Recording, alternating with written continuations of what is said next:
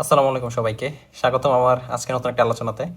তো লাস্ট দিন হচ্ছে আমাদেরকে হচ্ছে আপনার ইংলিশ লিটারেচার বা ইংরেজি সাহিত্যের উপর একটা ক্লাস নিচ্ছিল আমাদের যে ভাই।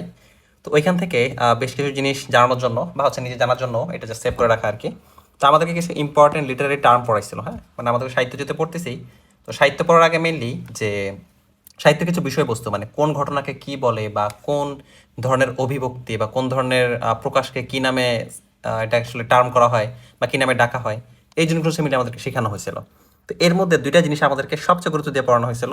একটা হচ্ছে ম্যাটাফোর, একটা হচ্ছে সিমিল, হ্যাঁ, যারা হচ্ছে আপনার চাকরির প্রস্তুতি নেয় আর কি। তো এই দুইটা জিনিসের খুব কমন থাকে, হ্যাঁ, যে ম্যাটাফোর আর হচ্ছে সিমিল, এদের মধ্যে আসলে হচ্ছে আপনার মানে খুব ক্লোজ সম্পর্ক আর কি।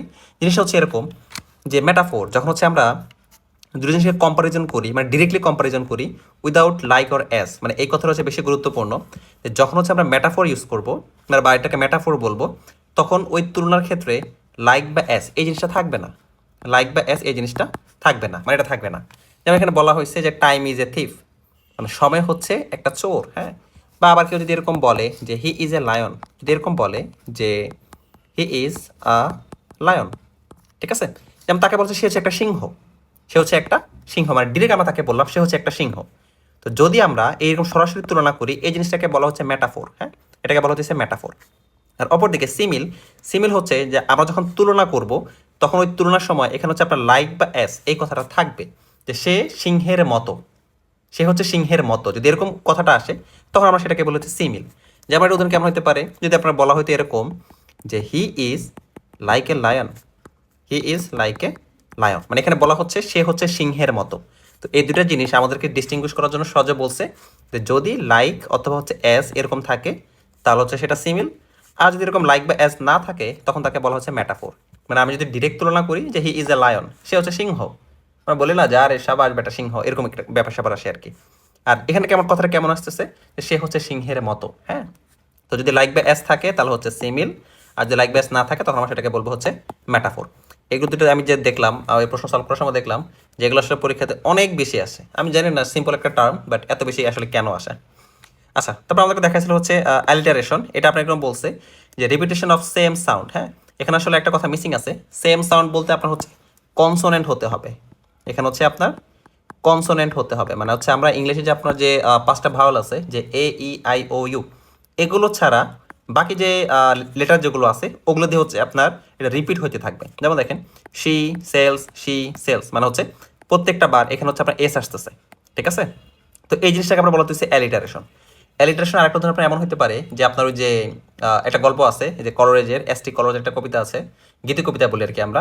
ওটা হচ্ছে আপনার ওই যে এমন ছিল রাইম অফ ওল্ড মেরিনের একটা কথা এরকম ছিল যে অ্যালোন অ্যালোন অল অ্যালোন, এরকম ছিল যে alone alone all alone all alone. তো এখানে আপনার এখানে একটা পার্থক্য আছে যে এই জিনিসটা আসলে কি, এখানে কিন্তু আপনার বারবার সেম কথা আসতেছে, হ্যাঁ, দেখেন প্রত্যেকবার কিন্তু এ আসতেছে, বাট এই জিনিসটাকে বলা হচ্ছে অ্যাজোনেন্স, হ্যাঁ।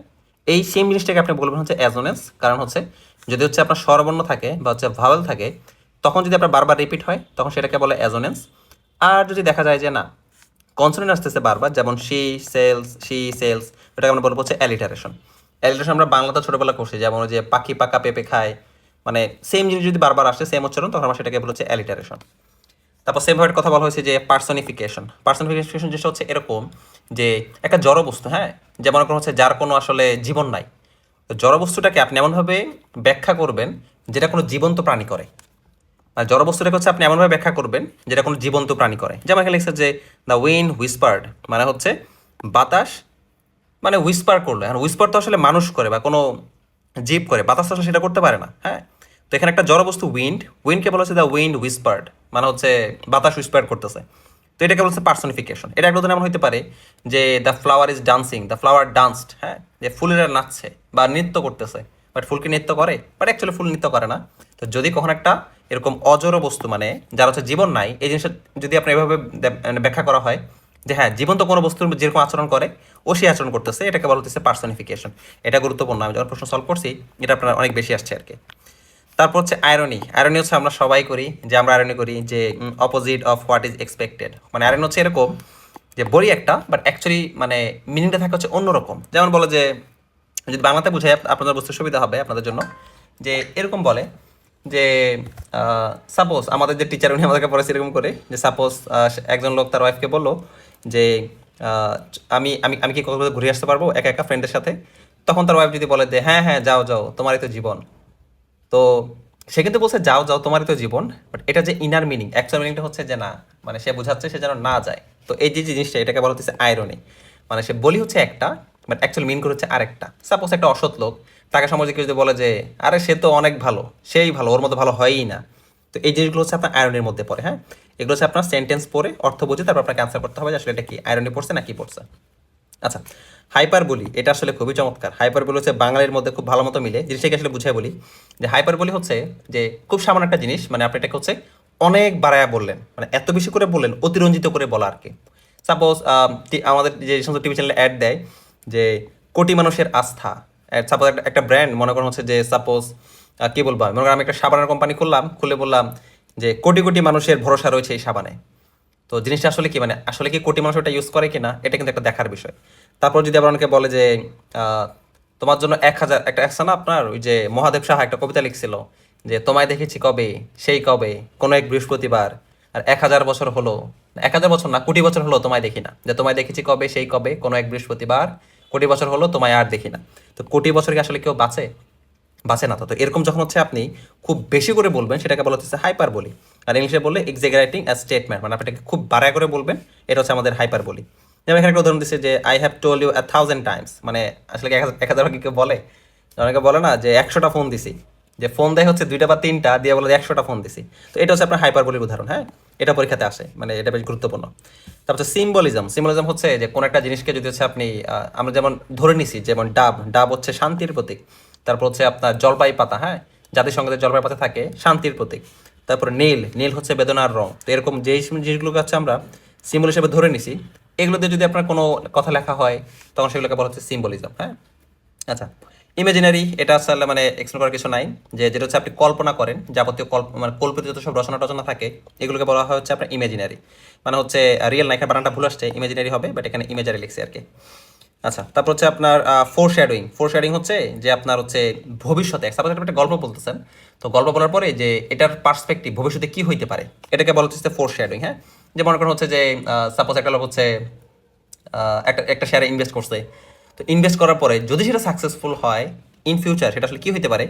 তো ওই জিনিসটাকে বলতেছে আপনার মানে ফোর শেয়ারিং। যদি এরকম বর্ণনা করা হয় যে হ্যাঁ ভবিষ্যতে এটা যদি লাকিলি হয় সে অনেক কোটিপতি হয়ে যেতে পারে বা ওই শেয়ারটার দাম বেড়ে যেতে পারে, এই জিনিস হচ্ছে ফোর শেয়ারিং।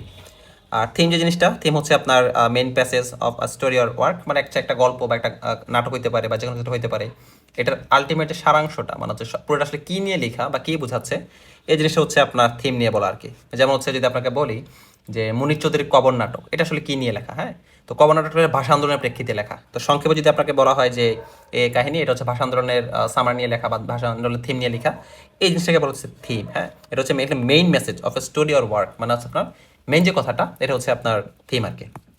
আচ্ছা, তো আজকে আপনাদের সাথে কিছু ইম্পর্টেন্ট লিটারেরি টার্ম শেয়ার করলাম। তো আমাদের টিচার যে আমাদেরকে যেটা বলছে যে মেটাফোর খুবই গুরুত্বপূর্ণ, সিমিল খুবই গুরুত্বপূর্ণ, অ্যালিটারেশন এটা গুরুত্বপূর্ণ, পার্সনিফিকেশন এটা গুরুত্বপূর্ণ, হাইপারবলি এটা খুব গুরুত্বপূর্ণ। তো এই 4-5টা জিনিস আমাদেরকে বলছে যে একটু বেশি গুরুত্ব দিয়ে পড়ার জন্য, এগুলো পরীক্ষাতে বারবার আসে। আর আমি যখন আমরা প্রশ্ন সলভ করছি, তো এই জিনিসটা আমি খুব বেশিবার পাইছি যে সিমিলার হচ্ছে মেটাফোর। আমি জানি না ইজি একটা জিনিস, এটা তো আসলে কেন দেওয়া হয়। হ্যাঁ, আচ্ছা, তো আজকে এই পর্যন্তই। সবাই ভালো থাকবেন অ্যান্ড কিপ লার্নিং। আল্লাহ হাফিজ, সালামু আলাইকুম।